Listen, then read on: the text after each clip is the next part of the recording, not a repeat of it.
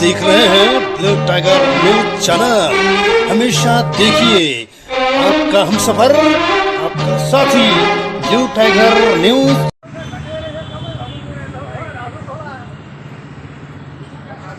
दोस्तों, सप्रेम जय भीम। मैं हूं एडवोकेट सुधीरेश तायडे, संचालक तथा मुख्य संपादक blue tiger news channel Amravati, Maharashtra.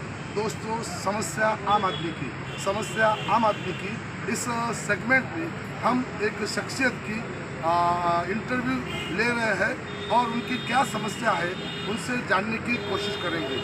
नमस्ते, आप थोड़ा जोर से बोलिए। आपका शुभ नाम बताइए। छोटू खान का जो अच्छा, छोटू खान जी। तो छोटू खान जी, आपकी पढ़ाई कहाँ तक पूरी की आपने? पढ़ाई तो सर मैंने 10वीं फेल हूँ। 10वीं आपने हिंदी मीडियम से कि उर्दू मीडियम से? उर्दू मीडियम से 10वीं फेल हो गए। अच्छा, तो आप जादूगर हैं, हाथ सफाई करते हैं। अच्छा, तो ये जो आपका जादूगरी की जो आपकी जो कला है, ये पुश्तैनी कला है आपकी कि आप पहली बार कर रहे हैं? ये सर मैंने कुश्ती करा। पुश्तैनी है। परंपरा। तो आपके दादाजी भी यही काम करते थे? जी सर। पिताजी भी यही काम करते थे और आप भी? अच्छा, तो आप जो जंगल के बड़े बड़े जहरीले सांप वगैरह होते हैं, तो वो आपके दादाजी पिताजी वो सांप भी पकड़ा करते थे? कैसा भी जहरीला सांप हो, तो वो कला आपने सीखी है क्या, सांप पकड़ने की? जी सर, क्या है कि गवर्नमेंट ने सब उसको बंदिश किया। हाँ, लेकिन वो आपके पिताजी ने सांप पकड़ने की कला आपको सिखाई है क्या? नहीं सर, लेकिन हम लोगों ने सब बंद कर दिया। बंद कर दिए। अच्छा, तो ये जादूगरी जो है, यानी सांप का और नेवले का खेल दिखाना, हाथ की सफाई करना, तो आपके दादाजी ने यही काम किया, आपके पिताजी ने यही काम किया।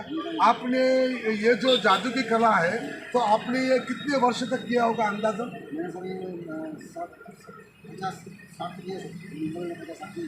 तो आपने कितनी साल की उम्र से शुरू किया इसको? मैंने सर इसको किया 17-18 से किया। 18 साल की उम्र से शुरू किया। अभी आपकी उम्र 60 है। कम से कम 40 वर्ष तक आपने जादू की कला दिखाई है। तो आपने जो कला दिखाई है, सांप नेवले का खेल है या हाथ की सफाई है, कोई चीज़ को गायब करना, कोई पत्थर से नोट बनाना, ये सारी बातें, या अंगार तैयार करना, ये सारी बातें, तो आपने सिर्फ अमरावती ज़िले में ये जादू की कला दिखाई है, या विदर्भ में की है दिखाई है, या महाराष्ट्र में दिखाई है, या और कोई स्टेट में? सर हर स्टेट में गया है। मुंबई, लखनऊ, बॉम्बे, दिल्ली, कोलकाता में। म्हणजे महाराष्ट्र में तुम कहाँ गए? मुंबई में, नागपुर और पुणे गए, और अमरावती तो हाई ठीक है। और उसके बाद में दिल्ली में भी आपने खेल दिखाया। उसके बाद कलकत्ता। अच्छा, तो अभी आपका जो महत्वपूर्ण बात मैं बोल रहा हूँ कि पहले कोई ज़्यादा टीवी का भी बहुत सारा ज़्यादा चलन नहीं था।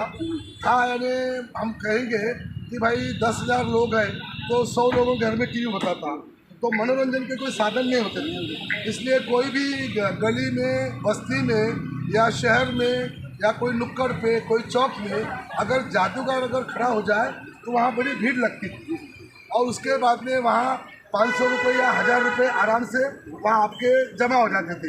लोग खुशी देते थे, तो उससे आपका रोजगार चलता था और परिवार का खर्चा चलता था।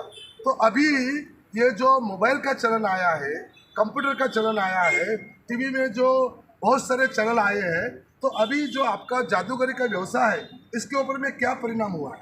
परिणाम सर कुछ भी नहीं है। परिणाम सर कुछ भी नहीं है।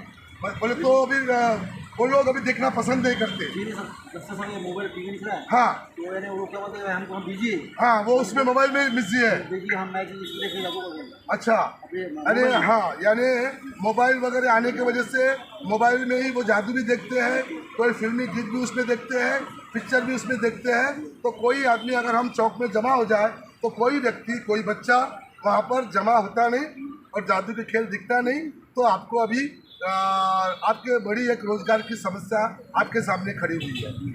अच्छा, ये जो आपके जो पारंपरिक अभी सांप पकड़ने में तो बंदी आ गई है, तो सांप का विषय तो अभी खत्म ही हो गया।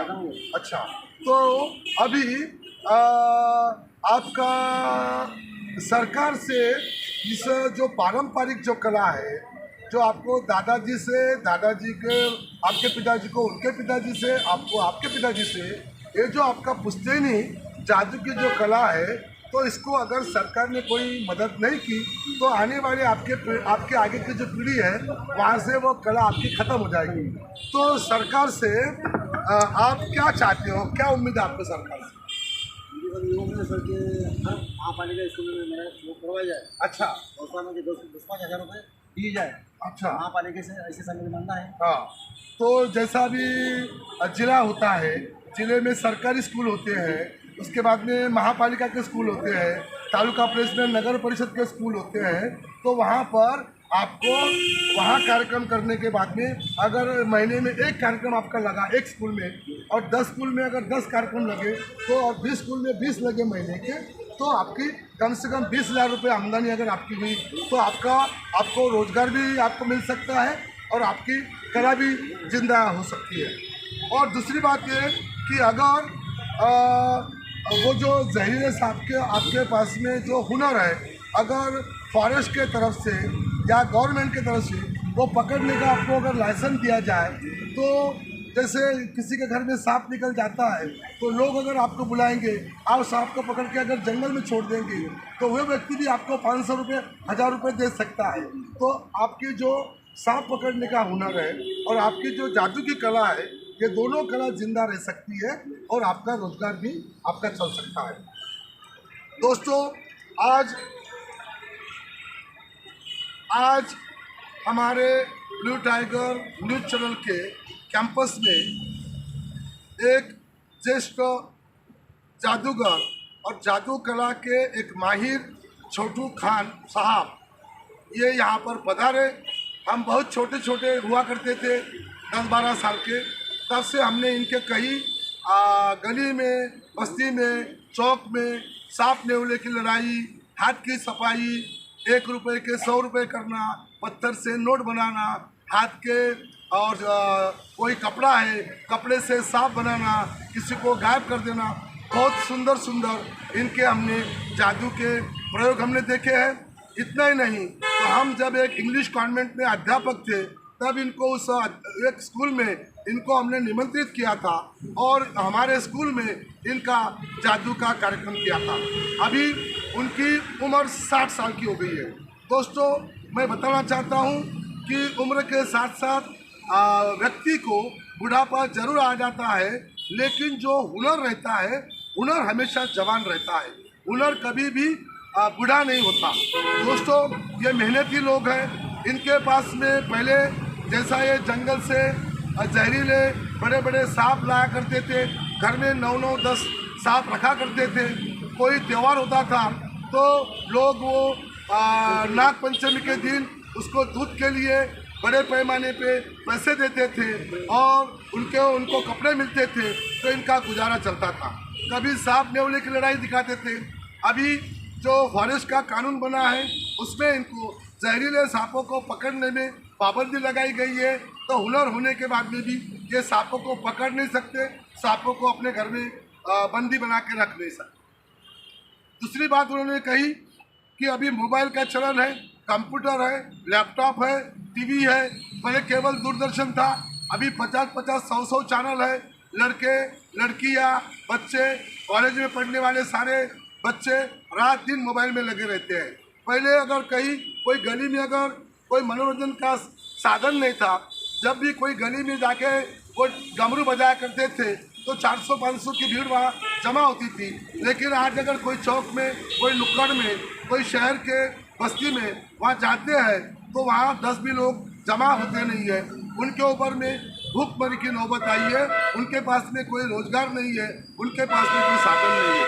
उन्होंने सरकार से एक अपना प्रस्ताव रखा है कि जितने भी जादूगर हैं और जिनके पास में भी कला है, तो हर जिले में, अमरावती जिले के अंदर में महानगर पालिका की जितनी स्कूल है और तालुका प्लेस में नगर परिषद की स्कूल है, जिला परिषद की स्कूल है, सरकारी जितनी भी स्कूल है, वहाँ पे कंपलसरी महीने में एक बार उनका जादू का प्रयोग लगाया जाए और कम से कम 5,000 भी उनको अगर मानधन वहाँ से मिलता है तो वहाँ पर उनको अगर 20 कार्यक्रम, महीने के 30 कार्यक्रम मिलते हैं तो 10 से 15 हज़ार रुपये उनका मिलकर उनका रोजगार की समस्या हल हो सकती है।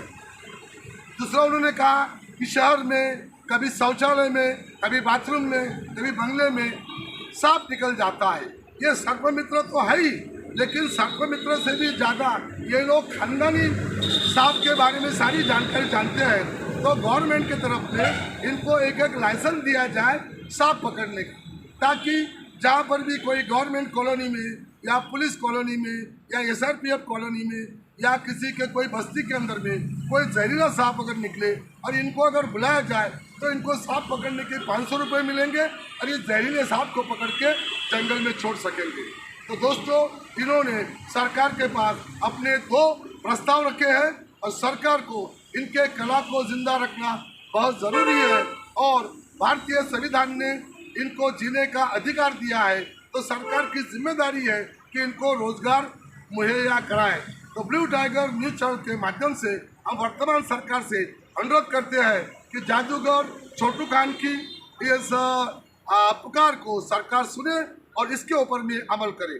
दोस्तों, अब हम यहाँ अपने इंटरव्यू को विराम देते हैं। अगली बार समस्या आम आदमी की इस सेगमेंट में किसी नए शख्स के साथ हम मिलेंगे, उसके इंटरव्यू के साथ। अब एडवोकेट सुधीर एस तायडे को इजाज़त दीजिए या हम विराम लेते हैं। जय शिवराय, जय भीमराय, जय महाराष्ट्र, जय हिंद, जय संविधान। धन्यवाद।